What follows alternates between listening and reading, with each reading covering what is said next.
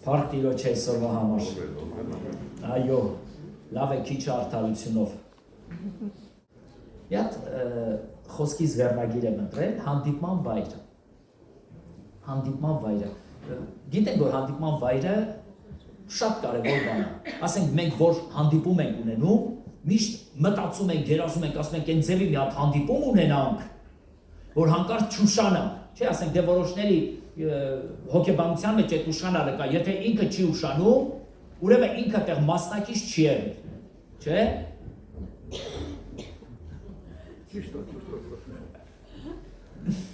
Մեր հայերը այդ ձև սովորություն չունեն, ասենք ուրիշ ազգերը շատ սովորություն ունեն ուշանալու, բայց մենք հայերս, տեսեք հավաքույթի ժամ ենք, մի ժամանակից շուտ արդեն ստեղ ենք, բայց ուրիշ ազգերը սա ուշացած են, ու զարմանում ես, ինչի։ Ես մի եկեղեցում հրավիրված է, որ պետքա ծառայեմ, մեծ եկեղեցի էր, հասկանում եք, չէ, որ հումորներ եմ անում, հա, մեծ եկեղեցի էր, և այդ եկեղեցում ծառայում էր, ուրեմն մարդիկ կամաց եկան, ծառայության ժամանակ կամաց եկան, ծառայությունը չէի վերջացել, կամաց սկսեցին գնալ,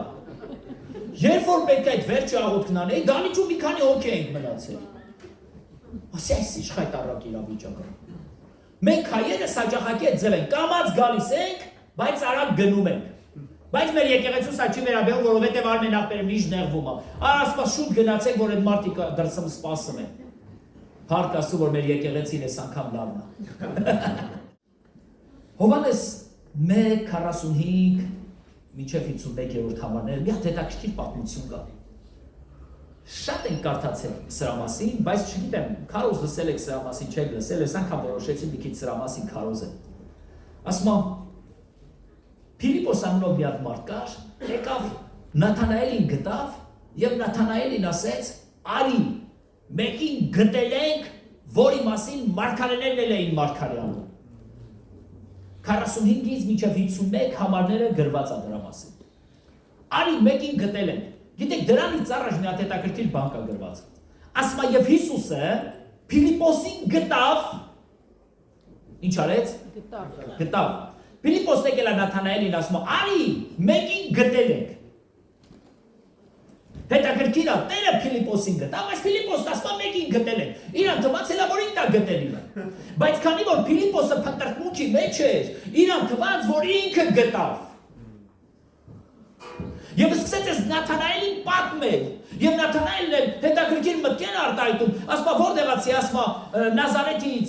որի մասին ասում է, Մովսեսը մարգարեացավ։ Քիշեք Մովսեսի մարգարեությունը, առաջի անձն է եղել, որը որ Հիսուսի համար մարգարեացավ։ Ու հետևյալ բանը ասեց, հիշեք, առաջինն է եղել, որ մարգարեացել է Հիսուսի մասին, մարգարեացավ եւ ասեց. «Ձեր եղբայրների մեջից Աստված ինձ նման մեկին պետքա վերհանի»։ Եվ հիմա նայում եք Սուրբ գրքին, եւ Նաթանայելն ասում է. «Միթե հնարավոր է Նազարեթից լավ մարդ ծնվի»։ Եվ նա սկսում է բացատրել Փիլիպոսը եւ ասում է. «Արի ու տես, եթե չգաս, չես կարող տեսնես»։ Շատ մարդիկ ուզում են ասում են ծանոթանան առանց Աստծուն տեսնելու, առանց եկեղեցու հետ հանդիպելու, արի ու տես, մինչև չտեսնես դու չես կարա փոխվես։ Այդ հանդիպման վայրը կարևոր է։ Եվ շարունակության մեջ նայենք, եւ Փիլիպոսը վեր կացավ, եւ Նաթանայելը նրան ասեց. «Կարելի է Նազարեթից մի բարի բան լինի»։ Փիլիպոսը նրան ասեց. «Եկ եւ տես»։ Հիսուսը տեսավ Նաթանայելին իր մոտ գալիս եւ ասեց նրան. «Ահա ճիշտ իսրայելացի, որի մեջ նենգություն չկա»։ Վաու։ Պատկերացնում եք, մեր մասին էլ է Հիսուսն ասելու, ահա մի եկեղեցի, որի մեջ նենգություն չկա։ Ամեն։ Հալելույա։ Նաթանայելը ասեց դրան. «Ինչ տեղից ես իշ ճանաչում»։ Հիսուսը պատասխանեց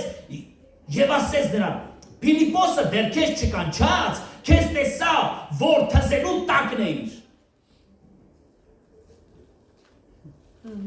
Նաթանայելը պատասխանեց եւ ասեց. «Ռաբի, դու Աստծո որդի ես, դու ես Իսրայելի թագավորը»։ Հիսուսը պատասխանեց եւ ասեց նրան. «Որովհետեւ ես ասեցի քեզ, թե թզելու տակ տեսա քեզ, հավատում ես, սրանից էլ ավելի մեծ բաներ կտեսնես»։ Եվ նրան ասեց. «Ճշմարիտ ասում եմ ձեզ, այսուհետև կտեսնեք երկինքը բացված եւ Աստծո հրեշտակներին մարդու որդու վրա ելնելիս եւ իջնելիս»։ Հասկանում եք մի հետաքրքիր բան, որ Փիլիպոսը եւ Նաթանայելը Տիրոջ երեսը փնտրող մարդիկ էին։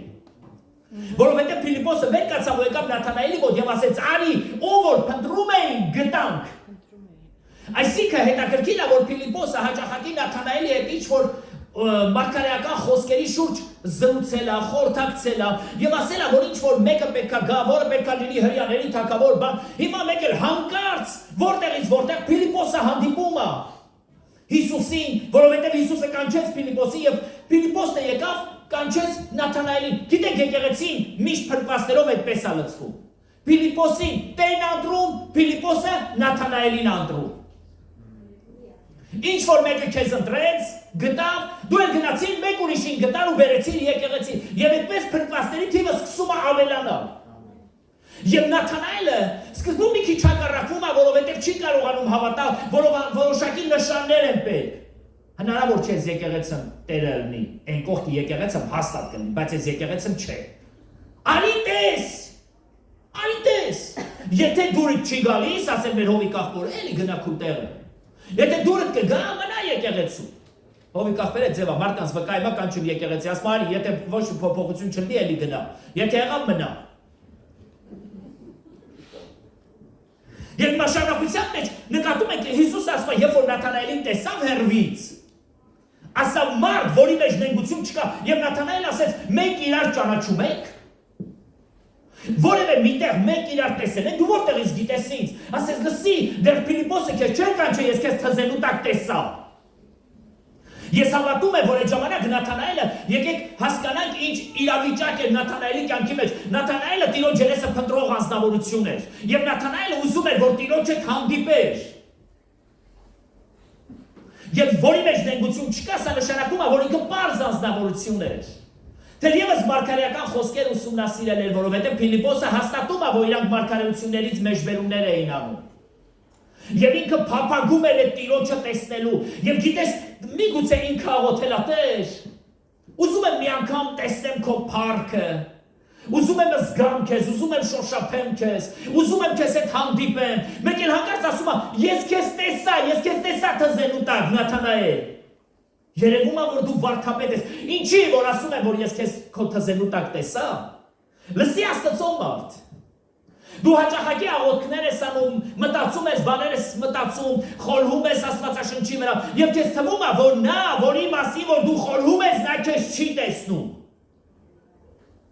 Նաթանայելն էլ մտածում էր, որ ուղղակի մտածում է։ Եվ մեկը չկա, որ իրան սովորացնի, մեկը չկա, որ իրան բացատրի, մեկը չկա, որ ասի երբ է գալու նա, բայց հանկարծ այս ազնվորությունը հանդիպում է Նաթանայելին եւ ասում է մարդ, որի մեջ նենգություն չկա, հայ իսրայելցի, դու ինձ գիտես, այո, դեռ Փիլիպոսը քեզ չէր կանչել, ես քեզ գիտեի, դեռ որևէ մեկը քեզ եկեղեցի չէր հրավիրել, եւ որ դու ծածուկում աղոթք էիր անում, ես քեզ գիտեի։ Ես քեզ այդ ժամանակ տեսա քո անկողնու մոտ ծնկած։ Գիտես, երբ որ քեզ վիրավորեցին քո տան անդամները, երբ որ քեզ նեղացրեց քո կեսուրը, հարսը, կեսուրն եմ ասում, հարսը, երբ որ քեզ նեղացրեց քո ընտանիքի անդամներից մեկը, եւ դու առանձնացար, սիրտը կոտրված ու փշրված, սկսեցին ինչ-որ բան ասել, մեկը չկա որին ասես, ում ասես, ընկերուհիներին ասես, կչարախոսեն քո մասին, ընկերերիդ ասես, կբամբասեն ու կասեն դու վատ ազնվորություն ես, եւ ուղղակի դու մտար քո առանձնասենյակը եւ ինչ ասելու էր քո Աստծուն ասեցին, որովհետեւ գիտես, որ ինքը չի տեսնում, չի լսում, այն ինչ ասեցին իր մեջ պահվեց։ Բայց համ տեսնում է, համ լսում է, համ էլ բաներ կա, որ ժամանակներ հետո քո երեսին ինքը ասելու է։ Եվ հանկարծ երբ որ հանդիպեց, ասեց մարդ, որի մեջ նենգություն չկա, դու ինձ գիտեիր, դու որտեղ ես ինձ տեսել, ես քեզ քո թզենու տակ եմ տեսել։ Ուզում եմ քեզ մի հատ հարց տամ, սիրելի եղբայր, սիրելի քույր, ունես քո կյանքի մեջ թզենի, թե վաղուց կտրել վառել ես։ Ունես թզենի, որտեղ որ հաճախակի դու նստում ես ու սկսում մտորել Տիրոջ ուղղությամբ։ Սկսում ես մտածել, աղոթել, ունես այդ թզենին։ Միգուցե որոշների համար ձեր թզենին ձեր մահճակալներն են։ Միգուցե ձեր մահճակալի կողքը գնում եք ծնկում ու սկսում եք Տիրոջը աղոթ բարձրացնել։ Եվ սկսում եք աղոթել, որ Աստված իր մեծ ողորմություն անի։ Գիտես, նա, որը որ ուշադրություն է դարձնում քո թզենուն, նա նաև լսում է, թե դու ինչ աղոթքներ ես բարձրացնում այդ ամենակարող Աստծուն։ Ես տարիներ ամբարիշտ կյանքով եմ ապրել, բայց ես հիշում եմ իմ մայրը գալիս էր ծնկում իմ անկողնու մոտ եւ աղոթում էր Տիրոջը, նրա թզենին իմ անկողինն էր։ Դա ին դուրը ընդհանրապես չէր գալի, ես չէի սիրում, որ ինքը աղոթում է, բայց նրան չէր հետաքրքրում, ես ինչ եմ սիրում, նա աղոթում էր անդադար ու աղոթում էր անդադար։ Անգամ ես երազներ էի տեսնում, որ ինքը ինձ համար աղոթում է։ Աչքերս բացում էի, տեսնում էի իսկականից աղոթում է, այ մարդ ասում էի։ Բայց բան չէի ասում, որովհետև վախենում էի Տերը լսի, որ ասեմ։ Բայց չգիտեի, որ Աստված սիրտն էլ է տեսնում։ Որն է քո թզենին։ Որտեղ ես դու ընդհանրապես քո ժամանակը անցկացնում։ Դու ունես քո կյանքի մեջ թզենի, թե չէ։ Այս մարդը ինքը միշտ իր թզենու տակ էր լինում։ Եվ Փիլիպոսը նրան եկավ գտավ այդ թզենու տակ եւ ասեց. «Արի, գտել ենք մեկին, որի մասին խոսում են մարգարեները»։ Հաճախակի ավելի լավ է մարդկանց վկայել, քարոզել Հիսուսի մասին, քան ասել կարելիները եւ չի կարելիները։ Որովհետեւ եթե մենք անդրադառնանք կարելիների եւ չի կարելիների վրա, մենք ամբողջ մեր կյանքը պետք է մարդկանց սովորացնենք ինչն է կարելի, ինչը չի կարելի։ Բայց բավական է մեկ անգամ մարդուն հանդիպացնես Քրիստոսի հետ եւ նա կարին չկա ասես ինչն է կարելի, ինչը չի կարելի։ Ես այդպես եմ մտածում որպես քարոզիչ։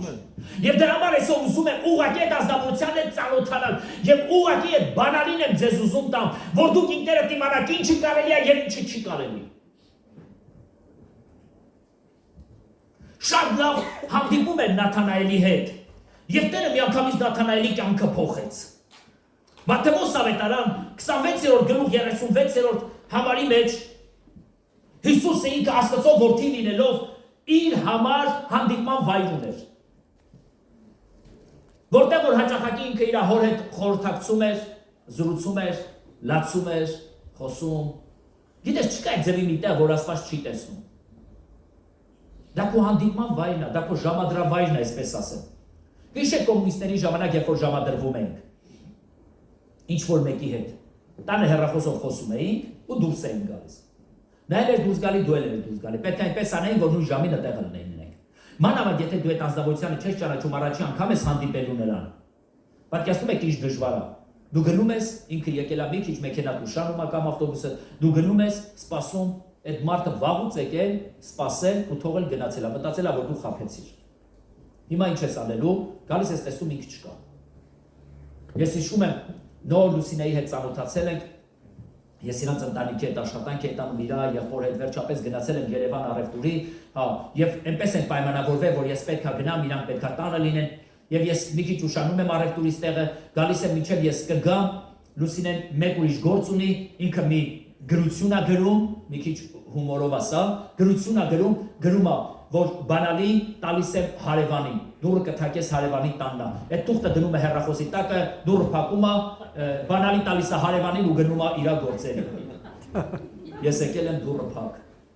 խփում եմ դուրը բացող չկա, դիմավորող չկա, իմ ասում եմ, ես այդ ժամանակ կոշիկի գործ էի անում, կոշիկի վարպետ էի, եկել եմ այդ վեշերը ձեռքից չգիտեմ ուր գնամ, այ մարդ չանեմ։ Ուրա գնացել, երբ ագալու, ոչ մի բան չգիտեմ, դիտել հանգիստա, որովհետև բանալին հարևանի տանն է։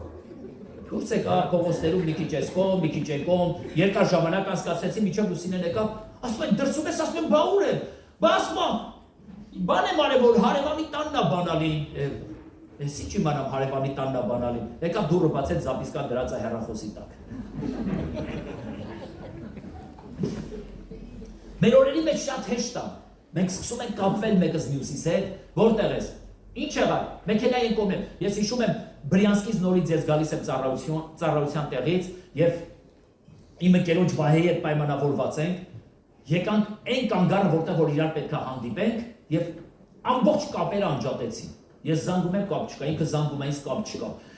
Ու ես պետք է գամ ինքնաթիռով ինքը հասցնելու է ինձ օդանավակայան, որ ես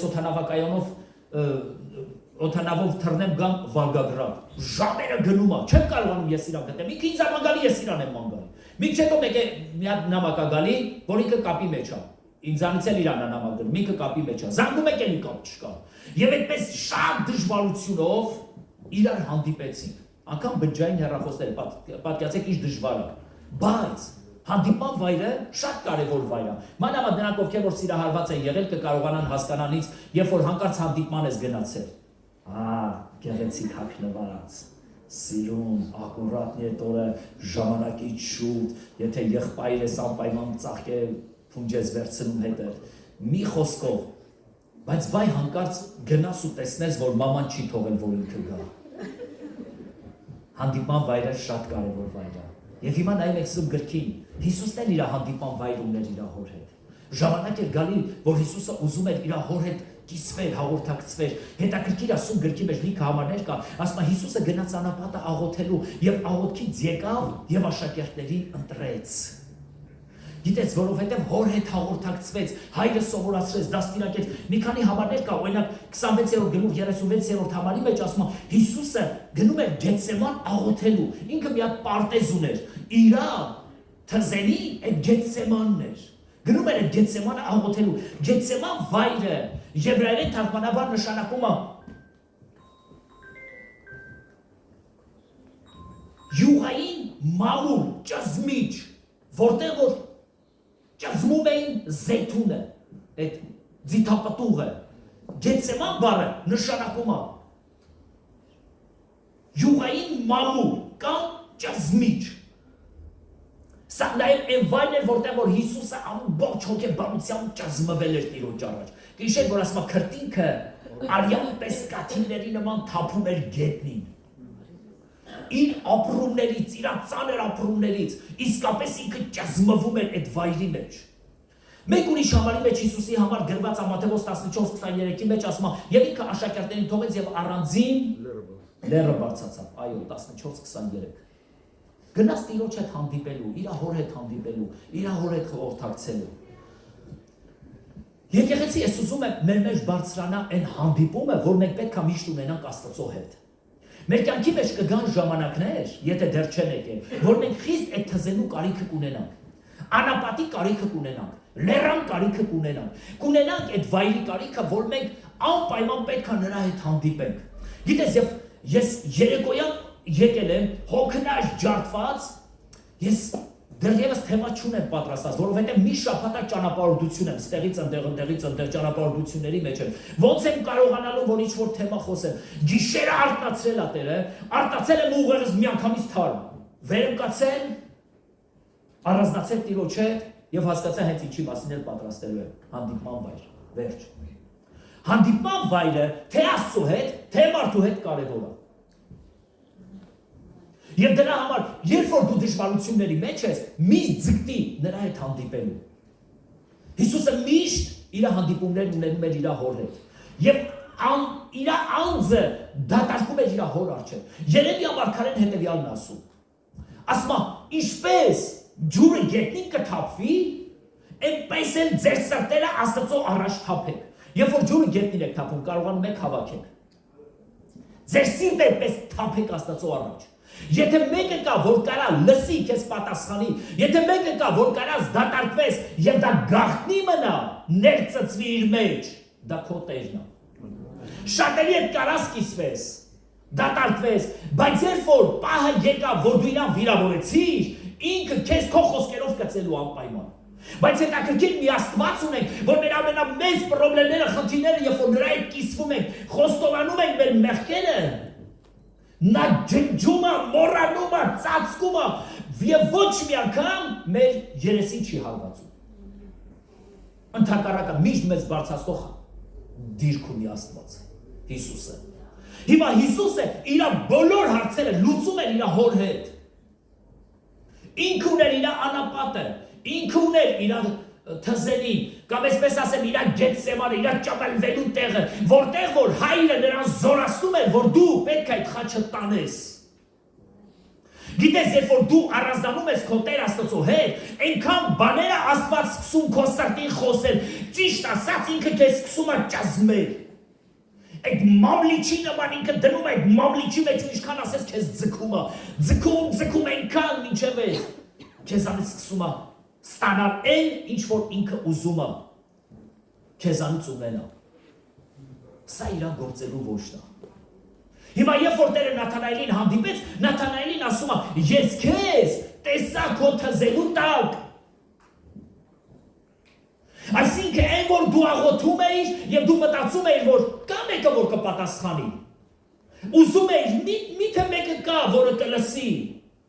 Ես քեզ տեսա եւ Նաթանայելը իր խոսքերի մեջ հետեւյալ բաներն ասում. Ռաբի, դու Աստծո որդին ես, դու ես Իսրայելի թագավորը։ Համոզվեց, գիտես ինչի, որովհետև այն ինչ որ Նաթանայելը տեսնում էր ու ապրում էր, Հիսուսը սկսեց նրա հետ խոսել. ես քեզ տեսա, ես քեզ գիտեմ։ Չկա այդպիսի մի աղոթք, որ Տերը ինքը չլսի կամ չտեսնի։ Ծննդոց Գործ Առաքելոց 16-րդ գլուխ 13-րդ համարի մեջ հետևյալ բանն է գրված։ Ասում է եւ աշակերտները Պողոսի հետ միասին, այդ վայրի աշակերտները, քրիստոնյաները, գետի ափ գնացին, ուր սովորություն ունեին, ինչ անելու, աղոթելու, սովորություն ունեին աղոթելու, սա քրիստոնյայի սովորությունն է լինելու սիրտը դատարկել Աստծո առաջ։ Եկեղեցի մենք պետք է սովորություն ունենանք աղոթելու։ Աղոթելը շատ լավ բան է, որովհետև աղոթքը դա գերբնական բան է, որ մենք մեր սիրտը դատարկում ենք։ Ես նախանցած ուրբաթ ես իմ տնային խմբակում խոսացել եմ աղոթքի ուղղությամբ։ Ինչը աղոթք է։ Աղոթքը դա գերբնական կյանք է, որ Աստված դրեց մեր մեջ։ Ամեն մարդ չունի այդ աղոթքի կյանքը, բայց Տերը քեզ տվել է այդ աղոթքի կյանքը։ Եվ հիմա ասում է սովորության համեմատ Պողոսը եւ մյուս աշակերտները, այդ քաղաքի աշակերտները, այսինքն նրանք ովքեր որ քրիստոնյա են անվանված, գնացին ծովի ափ իրանց սովորության համեմատ աղոթք անելու։ Սա էր իրանց հանդիպման վայրը իրանց Տեր Աստծո հետ։ Որտեղ է քո հանդիպման վայրը։ Ես հիշում եմ գնացել ենք Աբխազիա ավետարանելու, ծառայություններ էինք անում եւ գիտեք հետաքրքիր մի հատ բան արեցինք։ Ասենք դավայ գնանք ծովի ափին աղոթենք։ Մեծ ծով, մտնում ենք ծովը, մի քիչ խորանում ու սկսում լեզուներով աղոթել։ Աղոթք էին բարձրացնում Աբխազիայի համար։ Ոչ մեկը չի լսում, ոչ մեկը չի տեսնում, բայց մեկը կա որ տեսնում է, լսում է, դա մեր Տերն է։ Որտեղ է քո առանձնա սենյակը, որտեղ է քո հանդիպման վայրը քո Տեր Աստծո հետ։ Ծննդոց 22-րդ գլուխ 1-ից 2-րդ համարների մեջ Տերը խոսում է Աբրահամի հետ եւ Աբրահամին ասում է որ գնա Մորիայի երկիրը, այն լեռը, որ ես քեզ ցույց կտամ։ Մորիա բառը թարգմանաբար նշանակում է սև անդունդ, փոս կամ ձախողում։ Ինչ ահավոր մտքեր է։ Սև անդունդ, փոս կամ ձախողում։ Աստված Աբրահամին տանում էր միտեղ, որտեղ կարելի ասել իր համար ձախողման տեղ էր։ Իր միտքը արդեն ձախողված էր։ Միտեղ, որտեղ որ խորը փոս էր, միտեղ, որտեղ որ իր համար անդունդ էր, որովհետև հենց այն տեղն էր, որտեղ որ Աստված Աբրահամի որդուն վերցնելու էր իրանից, եւ դա չի չէ, Աբրահամը ինքն էր իր ձեռքով իր երեխային մորթելու, սպանելու եւ զոհեր անելու իր Տեր Աստծուն։ Սա շատ դժվար երևույթ է, որ Աբրահամը պետք է աներ այս բանը։ Եվ Տերը իրան ասում է. գնա Մորիա, որտեղ ձախողում կա, որտեղ խորը փոս կա, որտեղ անհաջողություն լեռա կոչվում, որ շատ դժվար իրավիճակ է լինելու Աբրահամ քեզ համար, գնա այդ լեռը։ Եվ Սուրբ գրքի մեջ գրված է. եւ Աբրահամը 3 օրվա ճանապարհ գնաց։ Պատկերացնում եք, այդ պահին չէր էլի, որ ասեն զորացած, ոգևորված, լինում է չէ ուժեղ քարոզներ են տալի որոշ քարոզիչներ, դավայ բերեք, եթե տակ կտենակ Աստված ինչա տալու բան եկան ոգևորում, դրամապանակը կցում է սարկը։ Դուրս ես գալի ու հասկանում ես, որ դու քաշվար։ Բայց դժվար է 3 օր մի խոսքը ստացել ես եւ դու 3 օր քեզ տրամադրելու ես, որ այդ գործողությունը անես։ Ոգևորված ինչ որ բան անել այդ պահին շատ հեշտ է, բայց 3 օր ապրես եւ 3 օր ճանապարհ գնացին մինչեւ հասան Մորիա լեռը։ Պատկերացնում եք իսկապես դա Աբրահամի համար սև անդունդ էր այդ վայրը։ Աբրահամը երբ որ այդ վայրը տեսնում էր, ինքը արդեն ստրես էր տանում։ բայց իր մեջ մի հատ հավատ կար, որ Տերը, եթե պետք լինի մոխիրներից էլ է իրան կենդանացնելու։ Ուզում եմ ես ձեզ հարց տամ, Հիսուսը չգիտեր, որ ինքը հարություն առնելու։ Հե՞։ Հաստատ գիտեր, բայց ինչ էր հոր ասում, եթե կարելի է թող այդ բաժակը չխմե։ Առանց իմ խմելու թող լինի այդ ամենը կատարվի։ Երբ որ մարդը ինքը իր անձի վրա ազգում է, թե դա ինչ տառապանք է ինքը ապրելու, այդ ժամանակ սա լուրջ դժվար ճանապարհ է, որ ինքը անցնելու է։ Երբ որ դու հասկանում ես, որ դու այդ բանը պետք է զոհաբերես, որ դու չես ուզում զոհաբերես, եւ օրեր անցնում, ժամանակներ անցնում, այդ բանը սկսում է ավելի ծանրանալ քո սրտի վրա, դու պետք է անես։ Դու պետք է անես Աբրահամ, դու պետք է անես, եւ պատկացեք ամբողջ ճանապարհին Աբրահամը իրեն համոզում էր, տղան մի կողմից խոսեցնում էր եւ հարց էր տալի. հայրի, դանակը կա, կրակը կա, փայտը կա, բա զոհը չկա, բավ, ուրա, Տերը կհոգա։ Ամեն անգամ, երբ որ Աբրահամը ասում էր Տերը կհոգա, պատկացեք Աբրահամի սրտից ինչ արյուն էր գնում, Տերը կհոգա։ Իրա միակ սերունդը, որին որ շատ է սիրել, Սառան էլ տեղեկություն չուներ ինչ անելու Աբրահամը։ Գիտեք, չէ՞ կանայք ինչ հետաքրքիր հատկություն ունեն, երևի Սառայից հետո այնքան հարցեր կտան, մինչև իմանան բուն նպատակը։ Ինչքան ուզում ես պատտի, օրինակ իմ կնոջ ինչքան ուզում եմ պատտել, ինքը սյոր ռավնո այնքան հարցեր է տալու, մինչև գա կետին կանգնի։ Երևի Սառայից հետո են կանայք սկսել։ Հիմա պատկերացնում եք, Սառան անգամ իրազեկված չէր այդ բանի մասին, որ Իսահակին պետք է Աբրահամը տանում է Մորիայի լեռը, որը որ կոչվում է Սև անդունդը, եւ այդ Սև անդունդում իր միակ զավակին պետք է մորթեր։ Եվ նա խելոք գնում էր այդ ճանապարհը։ Ինչ եմ ասելու նրան, երբ որ ետ վերադառնան։ Ոնց է լինելու, բայց ինքն իրան համոզում էր։ Միևնույնն է դու մոխիրներից էլ պետք է իրան հարություն տաս։ Միևնույնն է դու մոխիրներից էլ պետք է իրան հարություն տաս։ Եվ ինքը այդ ճանապարհը գնում էր Աբրահամի համար հանդիպման վայրը Մորիայի լեռն էր։ Իր ամենադժվար կետը։ Միգուցե քեզ համար քո թզենին, քո հանդիպման վայրը, քո լեռը, քո ծովի ափը, դա այն վայրն է, որտեղ որ դու լուրջ դժվարություն ես տեսնելու։ Եվ դու հենց այդտեղ որոշում ես կայացնելու, որ դու նրա հետ ես լինելու։ Դա շատ դժվար որոշում է, դա հեշտ որոշում չի։ Եկեք շարունակությունը նայենք Ծննդոց գրքի մեջ, եւ շարունակության մեջ Ծննդոց գրքի մեջ ասում է, եւ Եհովան հայտնվեց Աբրահամին եւ նրան մի նոր անունով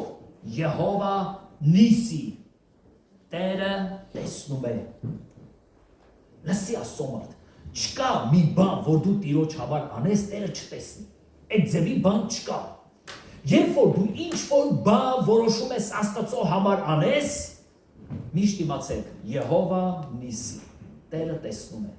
Տերը տեսնում է քո աղոթքները, Տերը տեսնում է քո զոհաբերությունները։ Միգուցե դու շատ դժվարության մեջ զոհաբերություն ես Տիրոջ արել, եւ այդ զոհաբերությունը ինչ որ դու արել ես, դա թանկ արժեր քեզ համար։ Միգուցե ինձ համար դա շատ քիչ արժեր, բայց քեզ համար դու ամենավերջին երկու լուման ես տվել, կամ դու արել ես քո ամենավերջին հնարավորությունը, եւ դու հասկացել ես, որ այստեղից հետո կամ մահի կամ կյանքի խնդիր է։ Բայց դու արեցիր քո ամենավերջինը եւ դու մտածեցիր, ով տեսավ։ Գոնե մեկը չտեսավ, որ ասի, ոչինչ, լավ կլինի, ես չմտածես։ Հենց այդ ժամանակ Աստված քեզ հանդես է գալի։ Եհովա Նիսի, Տերը տեսնում է։ Տերը տեսնում է քո զոհասեղանը, Տերը տեսնում է քո հանդիպման վայրը։ Երբեք մի մտածի, որ դու բաներ կա, որ անում ես, Աստված չի տեսնում։ Աստված եւ լավ բաներն է տեսնում, եւ լավ բաները, եւ վատը եւ լավը, բայց ասեն, փառք իրան, որ հիմնականում ինքը պատասխանում է լավ բաներին, որովհետև դու իր որդին ես, ինքը տեսնում է, դու քո դժվար իրավիճակների մեջ նրա հետ ես կիսվում, ինքը տեսնում է։ Ելիս 10-րդ գլուխ 20-րդ խոսքի մեջ Տերը մի հետաքրքիր բան ասում Մովսեսին։ Մովսեսին ասում է, բարձացի լեռը Մովսես։ Եվ Մովսեսին կանչում է լեռը։ Եվ երբ որ Մովսեսը բարձանում է լեռը, Տիրոջ փառքը իջնում է Մովսեսի վրա, եւ գիտեք ինչ ասում Տերը Մովսեսին։ Ասում է ժողովրդի միջի ասա, որ հանկարծ լեռանը չմոտենա։ Բարձացի լեռը։ Մովսես մոտավորապես մի 40 տարի փախած էր։ մի 30 տարեկան ըլներ փախավ Եգիպտոսից, համարյա մի 70 տարեկան, մոտավոր եմ ասել։ Մի 70-80 տարեկան մարդա մեկ է Տերը խոսում է, Մովսես, բարձացի լեռը։ Բարձացավ լեռը, Տերը հետը հանդիպեց ու խոսեց հետևյալ բաները։ Դա գրված է 19-20-ի մեջ։ Ասма ժողովրդին ասա հանկարծ լեռանը չմոտենա, գնասը։ Գնասա լեռանը չմոտենա, որ հանկարծ մեկը մոտիկացավ անպայման խփվելու է։ Այ Տեր, այս եկա մարդից հանել ես այդ լեռը 80 տարեկան, 70-80 տարեկան մարդ է։ Ասում ես գնասա, էլա մետից կասեի էլի։ Իմաստուներ այդ լեռը բարձրացնես Սինա լեռը։ Եկա քանի օր գամ բարձրանամ լեռը։ Ասես, հմիկ էլ ասես դե հիմա գնասա։ Եվ Մովսեսը խելոք պետք աներ։ Միշտ չի, եւ որ դու մտնում ես Տիրոջ ներկայության մեջ, միշտ չի որ մի անգամից Տիրոջ փառքը իշտում քո վրա։ Միշտ չի որ մի անգամից Տերը սկսում է քեզ հետ խոսալ։ Մեկ էլ մեկը հետեւյալ բանն ասում։ Այս երեկո Տերը հետս խոսած։ Այ դե մի չես սիրում, էլի ես թե գիտեմ արա։ Չէի պատկերացնում որ դու սրա հետ կխոսաս, սրա հետ խոսացիր, էլի մենակ ես եմ մնացել ես եկեղեցին։ Բա մետենի հետ խոսա էլի այդտեղ։ Ու մտածում ես որ Տերը քեզ հետ չի խոսելու։ Տերը ամեն ինչ տեսնում է, լսում է։ Հիմա Մովսեսին բարձացեց, ընդամենը մի բան ասեց, ինչի գնա։ Եկար, ապրես։ Հիմա ինչի գնա ասա, որ հանկարծ լեռանը չմոտենա։ Մովսեսն իջավ։ Ելից 24-րդ գլուխ, Տերը պատրաստում է Մովսեսին։ 24-րդ գլուխ, 12-րդ համարի մեջ։ Նորից ասում է, կանչեց ասեց այլ լեռը։ Այնքան լավն է մեր Տեր Աստված։ Ինչ հետաքրքիր է։ Իր գործելավոճը շատ հետաքրքիր է, երբ որ Տերը սկսում է աշխատել 24-րդ գլխի մեջ նորից Տերը Մովսեսին ասում է. Մովսես բարձացի լեռը եւ գնում է լեռը եւ մի անգամից տալիս է խորանի նկարագիրը, տալիս է ուխտի տապանակի նկարագիրը, սկսում է խոսել Մովսեսի հետ, տալիս է քարի տախտակները, այդ պատվիրանները եւ 40 օր Մովսեսը ոչ ուտում է, ոչ խմում Տիրոջ ներկայության մեջ։ Եվ ասում է, եւ Տիրոջ փառքը իջավ Մովսեսի վրա, բայց հետաքրքիրը ստեղ մտքեր կա, գրված է որ 6 օր Մովսեսը մնաց լեռան վրա,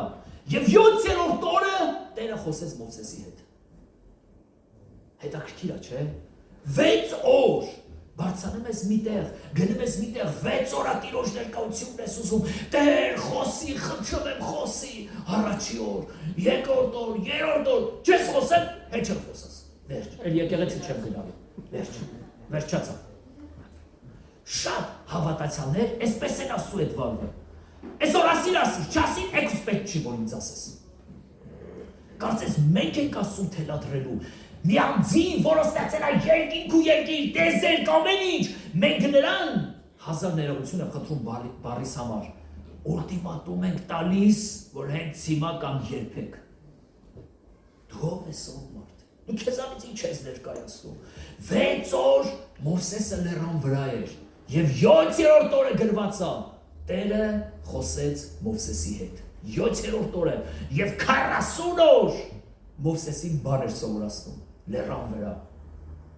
Աստծո մարդ, որտեղ է քո հանդիպման վայրը։ Երբ որ դու մի բանի համար աղոթում ես, շուտի ասթափվում, ադե Տերը չի պատասխանում, ավելի լավ կլինի ինչ քույրիկին ասեմ, Տերը նրա ձայնը լսում, լսի, Տերը քեզ տեսել է։ Ասում է դեռ քեզ չկանչած, ես քեզ տեսա թզելու տակին նստածեի։ Դեռ դու ստեղ չբարձացած Մովսես, ես արդեն գիտեի քո մտքերը, ես գիտեմ քո խորհուրդները, ես գիտեմ քեզ ինչն է հետաքրքրում, ես գիտեմ քեզ ոնց եմ որպես մարդ սարքելու։ Դու մարդ ես, բայց ուզում եմ մարդ սարքեմ, քեզանի լավ մարդ ստանամ։ Եվ Տերը սկսում այս դժվար իրավիճակների մեջ մի հիասթափեք, երբ որ տեսնում եք երկինքը լուռը։ Հաճախակի մարդիկ ասում են, այսքան աղոթում եմ, Տերը չի պատասխանում, ասում եմ, լսի, լռությունն էլ է պատասխան։ Մի հատ քննի, լռությունն էլ է պատասխան։ Իր խոսքն էլ է պատասխան։ Միգուցե Տերը քո կողքինի միջոցով կխոսա, միգուցե ինչ որ օրենքների միջոցով կխոսա, բայց լռությունն էլ է պատասխան։ Աստված երբ որ լուռ է, սա պատասխան է։ Գիտես ինչ ասում։ Ասում է դու շարունակի։ Դու շարունակի աղոթել։ Դու քո թզերին չթողած, շարունակի։ Մենք էլ ասում ենք, չէ, եթե չես խոսում, Տեր։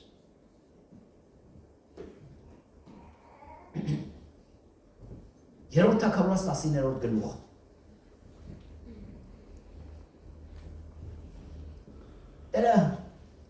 Եղիային դա առանձնացնում է իր համար,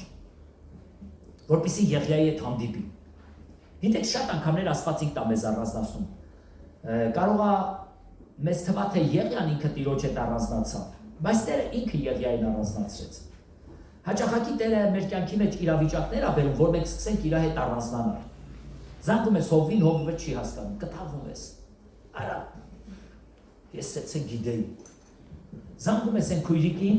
նա էլ քեզ չի հասկանում։ Այ, նրա հետ էլ մոտիկա են այդ են։ Գիտես ինչի է Տերը հաճախակի քեզ հետ ձևանում։ Ինքը ուզում է, որ դու իր հետ առանձնանաս։ Դու զանգում ես, ոչ մեկը քեզ չի հասկանում։ Հետ եղել է, որ զանգես ասեմ դու սխալ ես։ Բայց ինչքան լավ է Տիրոջն ասում ես ինքը չի ասում։ Գիտես ինչի չի ասում։ Որովհետև լուռ է։ Ամենակումեծ մխիթարությունն է, որ Տիրոջն ասում ես ինքը լուռ է։ Հանկարծ եթե Տերն էլ ասել, որ սխալը դու ես, պատկերացնում ես ինչ էր կատարվելու քո հոգևոր աշխարհի մեջ, քո ամբողջ հոգեկանը խանգարվելու էր։ Եվ հիմա նկատում ենք 3-րդ Թագավորաց 19-րդ գլուխ, Աստված Եղիային առանձնացրել է իր համար։ Բոլոր մարգարեներին, հոգևոր Եհովային պաշտողներին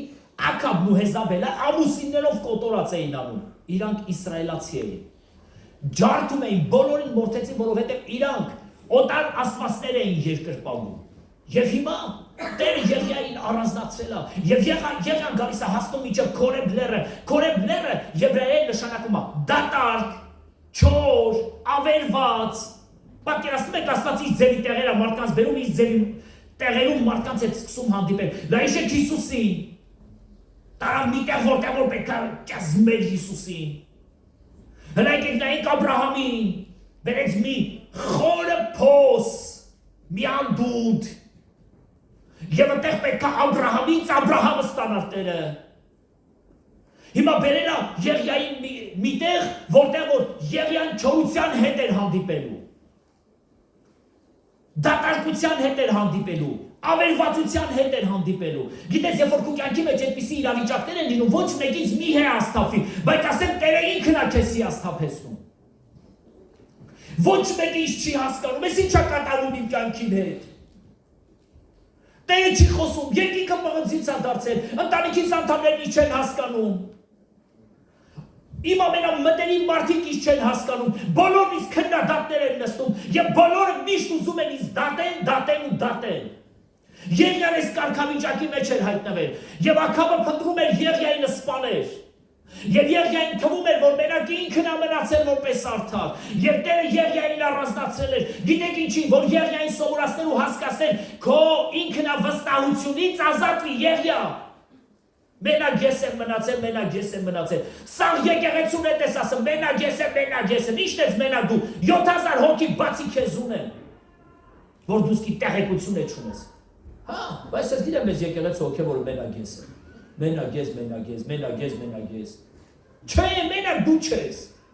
7000 հոգի ունեն, որոնք բահաղին չեն ծրածել, բայց դու այնքան ես քեզանով հետաքրքրված, ամեն անգամ միշտ կուտան հայելին ես նայում, դրա համար մենակ քեզ ես տեսնում, մենակ ես, ով կա ինձնից ավելի, մենակ ես։ Դու սարի, Եղիա այդ հոգեբանությունից եմ, ես ուզում եմ քեզ առանձնացնել, գիտես ինչի, որ ես քեզանից Եղիա ստանամ։ Եհովան միակն էր Աստված, դա էր նրա անունը։ Ես ուզում եմ քեզանից Եղիա ստանամ, որ ամեն անձ, երբ որ կանչի Եղիա, Եհովան միակն է Աստված։ Ես ուզում եմ քեզ այդպիսի մարգարե սարքեմ Եղիա։ Դա է պատճառը, որ մարդիկ քեզ չեն հասկանում։ Կարելի ասել նորից Աստված քեզ տանում է մի տեղ, որտեղ որ չորություն է, որտեղ քեզ համար անապատ է, որտեղ ամեն բան ավիրված է, որովհետև 3 տարի 6 ամիս անձրև չէր եկել եւ ամեն ինչ չորացել էր Եղիայի կյանքի մեջ։ Եղիան առանց ընտանիք, առանց մի մխիթարություն, լեռները ընկած թափառում էր, վազուվազ էր անում, ուզում եմ մեռնեմ, եւ Եղիան իր խոսքերի մեջ ասում է, ուզում եմ մեռնեմ, մենակ ես եմ մնացել, ուզում եմ մեռնեմ։ Եվ Տերը հայտնվում է Եղիային։ Դուրս արի Եղիա, ինչ ես անում ստեղ։ Մենակ ես եմ մնացել, էլի նույն բանն է, երգն է երգում, մենակ ես եմ մնացել։ Դուրս արի։ հանեց դրսում կանգնացրեց եւ Տերը իր փառքով անցավ եւ Եղիան թիմունքի կողմից տեսավ Աստծո փառքը եւ Եղիան մտածեց որ ինքը կմեռնի որովհետեւ ասես Տիրոջը տեսավ Աստված իրան ցույց տվեց լսի քո կյանքի մեջ միգուցե այնքան դժվար իրավիճակներ կա կարդացեք Սուրբ Գիրքը 3-րդ թագավորած 19-րդ գլուխը 3-րդ թագավորած 19-րդ գլուխը եւ տեսեք եւ Եղիան գիտեք քանի օր ճանապարհ գնաց 40 օր ճանապարհ էր գնում դա իր կյանքի անապատներ 40 օր 40 օր ոչ ասու ձայնը կա 40 օր նեղություն կա ոչ ուտելու բան կա միակ ուտելու բանը այն է որ էշտակը արտասնում էր ասում էր վեր կացկեր վեր էր կենում մի կտոր հաց միս մեկ է ջուր խմում եւ գնա 40 օր շատ դժվար է միգուցե 40 օր որ քո կյանքի մեջ ճանապարհ սկսել եւ դու չորության հետ ես հանդիպում Ինչ անեմ որ մարդիկ ինձ հասկանան Ինչ անեմ որ Տերը ինձ լսի Ինչ անեմ որ այս հիվանդություններից ինձ ազատի այս խնդիրներից ինձ ազատի արդեն 40 օր արդեն մի քանի ամիս այս ի՞նչ է կատարվում իմ հետ Լսի Տերը քեզ առանձնացրել է Մի բողոքի դրանից Աստված երբ որ քեզ առանձնացնում է ինքը ծրագիր ունի դա քո հանդիպման վայրն է ինքը կարոտել է քեզ կարոտել դա քո հանդիպման վայրն է Դժվար տեղը Աստված հաճախակի ընտրում իր հանդիպման վայրը մեզ համար։ Միշտ չի որ Տերը եկեղեցում է մեզ այցելում։ Քանի անգամներ է եղել որ եկեղեցում կանգնել ես որ աղոթես մեկ է ներկայություն ես զգացել, սկսել ես լացել, ուրախանալ, ամբողջ մարմինդ փշաքաղվել է, հասկացել ես որ Տիրոջ ներկայությունը կա այդ վայրի մեջ, Տեր ինչ լավն ես։ Քանի անգամներ է եկել ես եկեղեցի, մարդիկ քո նկատմամբ շատ չորուց հավաքեն։ Ասել ես ես խեն իմ նկատմամբ ես ձեր, գնացել ես դու ընտանիքս չեն հասկանում, բայց կարծես ինչ որ մի բան քեզ առանձնացնում է։ Եկեղեցում լավ էր, ժամանակներ կար ամենտեղ լավ էր, ժամանակներ ագալի կյանքիդ մեջ այնքան դժվարություններ կա, արևտուրիդ մեջ դժվարություն կա, տանը ուտելիքի մեջ դժվարություն կա, ամեն ինչի մեջ սկսել են դժվարություններ, Աստված մի նոր բան է սկսում անել Եղիայի կյանքի մեջ։ Լսի Եղիա 3-րդ թագավորաց 18-րդ գլուխ 42-րդ խոսք։ Եվ Եղիան աղոթում էր Տիրոջը, որովհետև 3 տարի 6 ամիս ամբողջ երկինքը փակ էր, եւ Եղիան սպասում էր անձրևի։ Եվ այդ ժամանակ նաև եկավ հանդիպեց Աքաբը Եղիային, նա, որը որ Եղիայի կյանքը փնտրում էր։ Եվ Եղիան Աքաբին ասում է. «Ջորիդ նստի եւ շատ արագ գնա պալատ, որովհետև անձրև է լինելու»։ Եղիան գիտեր, որ օրերը վերջացան, Աստված անձրևներ է տալու, որովհետև այս երկար ժամանակ է աղոթում էր եւ ժամանակն է անձրևների։ Գիտես, երբ որ կյանքիդ մեջ գիշեր է, մի հուսահատվի։ Առավոտյան արևածագ է լինելու, օրը կբացվի։ Երբ որ կյանքիդ մեջ ձմեռը գարուն է լինելու, մի հուսահատվեք։ Այս ձմեռը ոնց որ այնքան երկարի, բայց Տերը օրհնի ձեզ, մի հուսահատվեք։ Փետրվարը դուրս եկանք, մտնում ենք մարտ։ Գարուն է բացվելու։ Բայց այս ձմեռը կարծես ինքը ցույց է տալիս իր ամենավերջին ուժերը ու քեզ կարծես ուրիշ բան ասում, քեզ համար վերջ, ոչ, գարուն է լինելու։ Հիմա Եղիային 3 տարի 6 ամիսը իր համար ահա որ քաոսային էր։ Եվ հանկարծ Տերը խոսում է Եղիայի հետ, որ անձրև է լինելու, որովհետև 3 տարի 6 ամիսը լրացավ։ Եվ Եղիանը սկսում է աղոթել, աղոթում է երկինքը կապույտ ամբողջությամբ, արև։ Եղիան նորից աղոթում, նորից երկինքը կապույտ է։ Իր աշակերտին ուղարկեց, ասավ գնատես ինչ կա, ամպ չի երևում։ Աշակերտը եկավ ասեց, չէ, չկա, մի հատ է գնաց, եկավ ասավ, չէ, չկա, մի հատ է գնաց, և 7-րդ անգամ, եկավ ասեց, մարդու ձեռքի չափ, ամպ կա, վերջ, ինչքան ես տեսնում քո կյանքի հաջողությունը, ինչքան, շատ, թե մարդու ձեռքի չափ, ափի չափ ասում է, ափի չափ, այդքան միակ փոքր ամպ, ասեց հեղեղ, արագացում փախանք, և չէին հասցրել, որ փախնեն, մեկ է մի ամբողջ հեղեղը սկսեց նրանց կյանքի մեջ, եթե քո կյանքի մեջ այսօր այնպիսի իրավիճակ է, որ չորություն է, թզենիդ անպտուղ է, դժվարություններ ու նեղություններ ան։ Քո կյանքի մեջ դու հայտնվել ես մի խորը անդունդի, որ քեզ համար դա տահաճ երևույթ է, հանդիպել ես միտեղ, որտեղ որ այդ ճազմիչը, քանի գնում է Աստված սկսում է ճազմել քեզ, ավելի է ձգում ու քեզ հուսահատ կարծես հուսահատությունն է պատել, որ ելք չկա այս վիճակից։ Բավական է մի փոքր մարդու ափի չափ լույս ես տեսնում, ուրեմն շանսը սկսվել է քեզ համար։ Միշտ չի, որ մեր կյանքի մեջ միշտ անհաջողություններ է։ Մի հետաքրքիր պատմություն կա։ Ասում է երկու ընկերներ իրար հանդիպում են։ Այս մի ընկերը մյուս ընկերոջ ասում է. «Լսի ընկեր, արի քեզ տանեմ իմ երկիր, այդ երկրում այնքան լավ է, կարճ ժամանակ ընդամենը մեկ տարի է, որ ես գնացել եմ, լավ տեսես ոնց եմ լավ դզվել։ Արի մեքենա ունեմ, տուն ունեմ, էս ունեմ, այն ունեմ, արի դու ես»։ Ասում է եղբայր, միշտ չի որ իմ պալասան պետք է լինի սև։ Վաղը ինձ համար սպիտակ պալասայ է լինելու, իմացի, հիշի իմ ասածները։ Ասում է բան չեմ ասում եղբայր, բայց ուզում եմ քեզ հրավիրեմ, որ գաս դու էլ ես իմ օրհնություններից օգտվես։ Ոչ եղբայր, այսօր ինձ համար սև պալասայ է, վաղվանից սպիտակ պալասայ է լինելու, հիշի։ Ասում է մեկ տարի։ Եվ այս ընկերը զանգահարում է։ Եղբայր ասում է ո՞նց ես։ Ասում է հիշում ես, որ ես քեզ ասում էի, որ այսօր ինձ համար սև պալասա է։ Ասում է այո հիշում եմ։ Ասում է ցավոք այդ ժամանակ դա ինձ համար սպիտակ պալասա էր։ Ավելի բետար է։ Բայց ես ուզում եմ Տիրոջ հոգով ձեզ մի բան ասեմ, եթե սա քո կյանքի մեջ դժվարություններ կա, մի մտածի, որ միշտ այդ դժվարությունները քո կյանքի մեջ լինելու են, որովհետև մեզ համար օրհնություններ կան, որ պետք է լինի, որովհետև մենք չենք թողնում մեր հանդիպման վայրը։ Շարունակի հանդիպել քո Տեր Աստծո հետ։ Լերը երկու բան է նշանակում, այս իմ թեմայի մեջ։ Մեկը դժվարություն, մյուսը Տիրոջ հանդիպման վայր։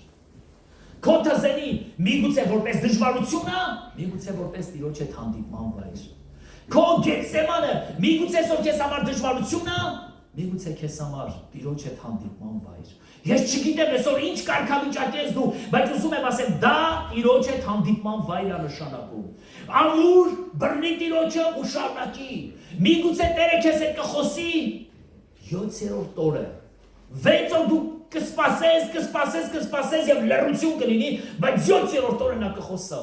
Միգուցե 3 օր ճանապարհ կգնաս, մինչև դու հանդիպես այն ձայնին, որ Տերը կասի Եհովա Նիսի, Տերը տեսնում է քեզ։ Միգուցե քո կյանքի դժվարությունները, երկար անցած քո տառապանքները քեզ կհուշեն, որ այլևս դու պետք չես, երբեք մի համաձայնվի։ Եթե ձեռքերը բարձրացնելու ես միայն քո Տեր Աստծո առաջ բարձրացու։ Երբեք քո դժվարության առաջ ձեռք չբարձրացնես։ Երբեք։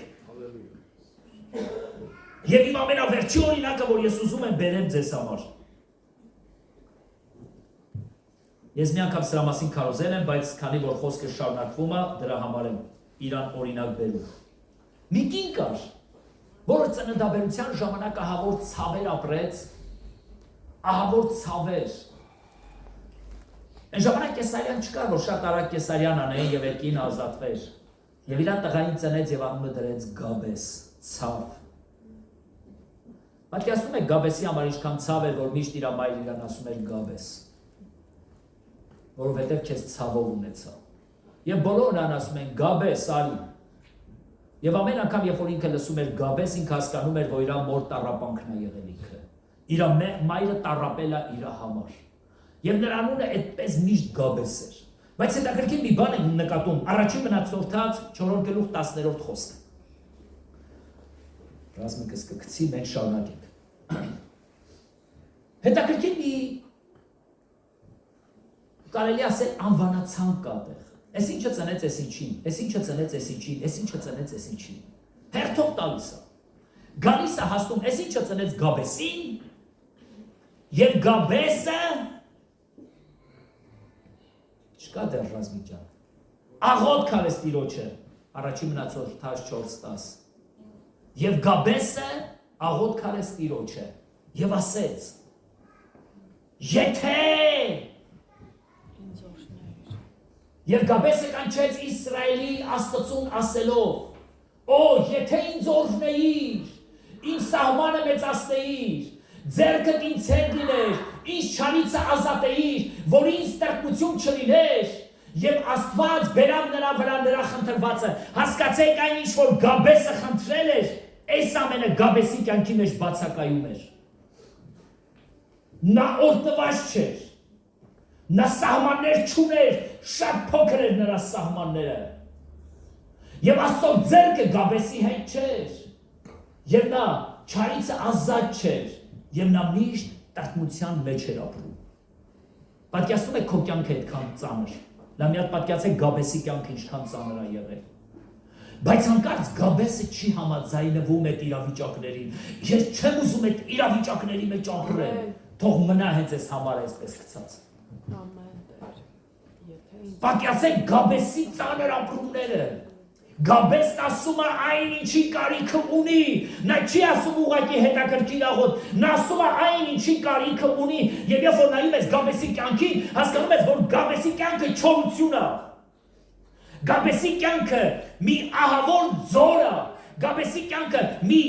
ճամլիչ է, որ ուղղակի Գաբեսը տարապում էր այդ իր ապրումներով, այդքանը քիչ է, մարդիկ միշտ իրան ասում են Գաբես, Գաբես, Գաբես։ Ցավ։ Եվ այս Գաբեսը չի համաձայնվում այդ իրավիճակներին։ Ինքը ուզում է իր Տեր Աստծո այդ հանդիպում ունենա եւ հանկարծ մի օր հասկանում է, որ Տերը իր հետ ու բռնում է նրան։ Եթե ինձ օրհնեիր, եթե իմ սահմաններն ընդարձակեիր,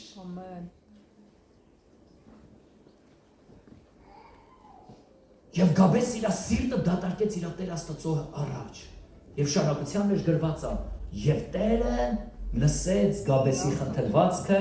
եւ այդ խնդրվածքը տվեց Գաբեսին շարակի քո աղոթքը եւ երբեք մի դադարի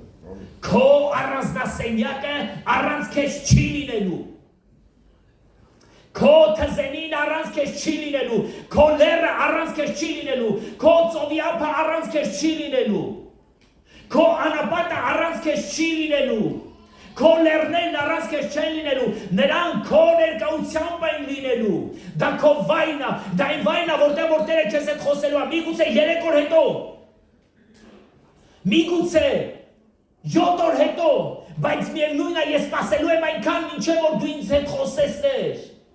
Եվ մի օր Տերը առանձնացրեց Հակոբին, եւ Հակոբին մենամարտելու ձև էր սովորեցնում։ Գիտես, երբ որ քո կյանքի մեջ դժվարություններ են գալի, դա հաճախակի Աստվածը մեզ տանում այդտեղ որ մի բան սովորեցնի մեզ։ Խոսի մեզ հետ։ Մենք պետք է կարողանանք հասկանանք ինչ է ուզում մեր Տերը մեզ ասի։ Նա պատահական քեզ չի բերում դժվարության մեջ։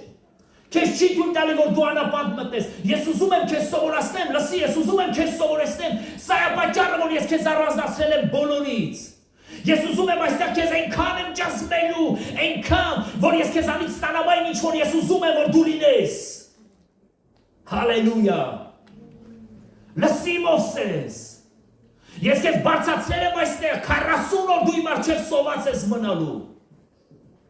Որպեսզի կարողանաս ինչ որ ասեմ դա հասկանաս ու ընկալես։ Ես քեզ ուզում եմ դարձնեմ այնպիսի մի ազդեցիկ անձնավորություն, որ դու իմ փառքի համար օգտակար լինես։ Հանկարծ մի օր Հակոբը փախնում է իր եղբորից, փախնում է իր եղբայրների, բարեկամներից, հարազատներից, փախնում է իր աներոջից, իր աներձակից, բոլորի երեսից փախած էր Հակոբը ապրում, որովհետև բոլորի խաբել էր։ Եվ փախած գնում է,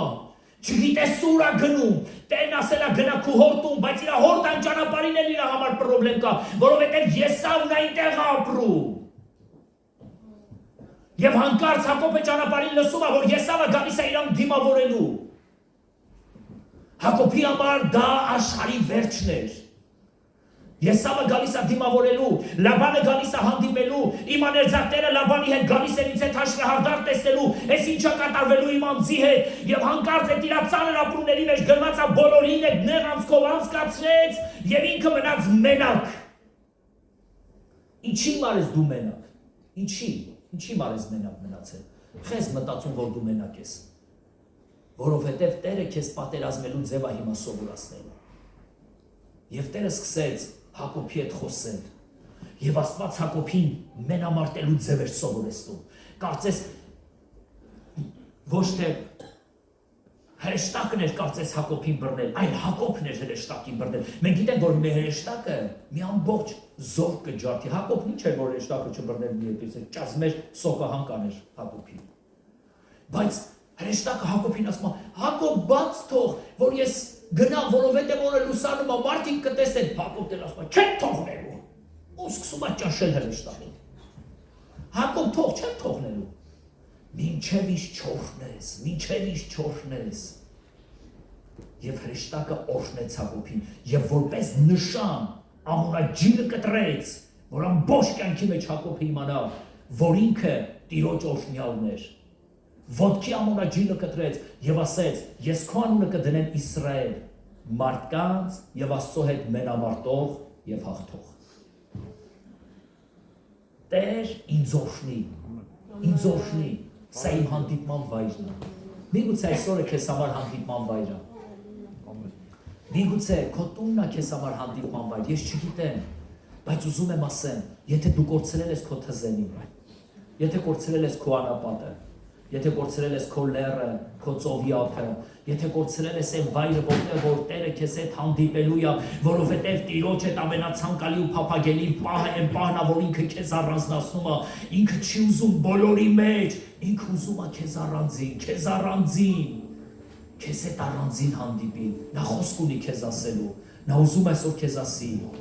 ես քո Եհովա Նիսին եմ,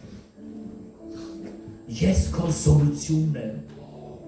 ես քեզ հետ եմ ուր են որ լինես, մի հուսահատվի, շնորհակալ եմ քեզ Տեր,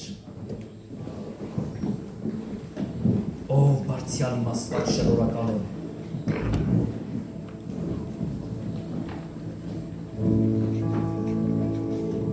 Տեր,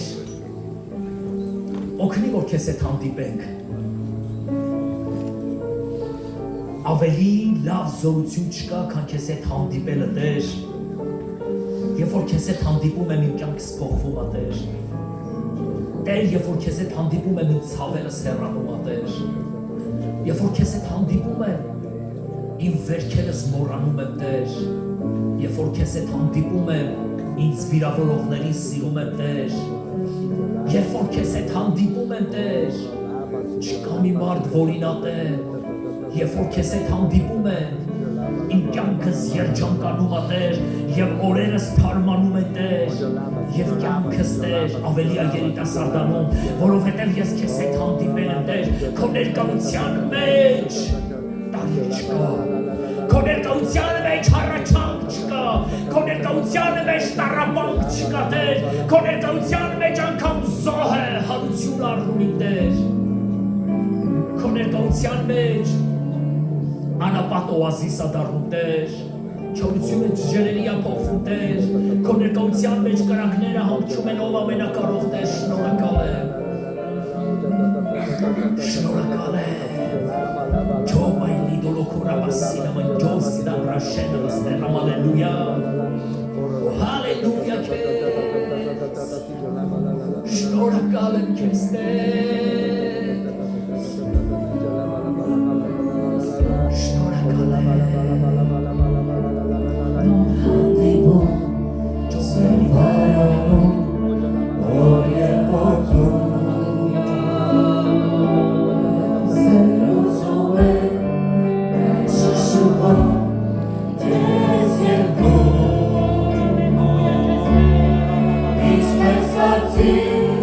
Salvat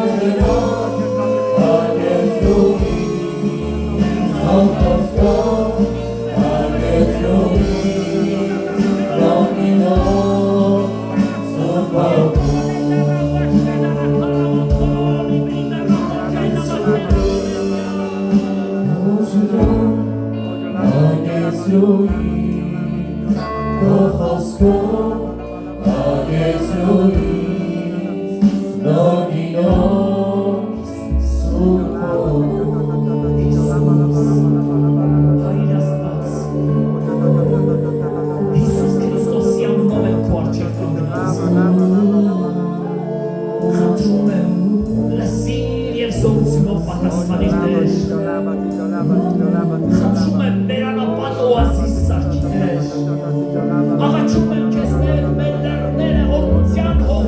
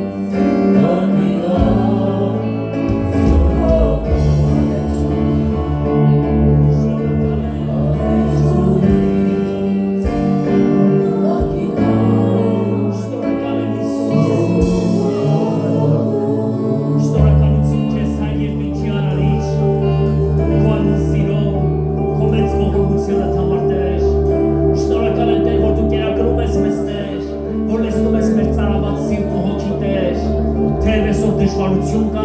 բայց գիտենք, որ վաղ օրհնություն կա Տեր, որովհետև դու մեզ առանձնացնում ես եւ դու ուզում ես մեզ օգնես եւ փառավորվես մեր կյանքի մեջ։ Ես քո տված զոր անունով օրհնում եմ քո ժողովուրդը Տեր, որ քո ժողովրդի վրա քո Եհովա Աստվածային անունը լինի, որ քո ժողովրդի վրա Տեր Հիսուս քո անունը լինի, որ քո ժողովրդի վրա Սուրբ Հոգի Աստծո անունը լինի, եւ թող քո անունը փառավորվի այս վայրի մեջ Աստվածի։ Հայր մեր, որ երկնքում ես, քո անունը սուրբ լինի, քո թագավորությունը թող գա, քո կամքը լինի, ինչպես երկնքում, այնպես երկրի վրա, մեր ամեն օրվա հացը տուր մեզ այսօր, եւ ների մեր պարտքերն ինչպես մենք ներում ենք մեր պարտապաններին, եւ մեզ փորձության մի տանիր, այն փրկի մեզ չարից, որովհետև քո մեր թագավորությունը, քո մեր զորությունը, քո մեր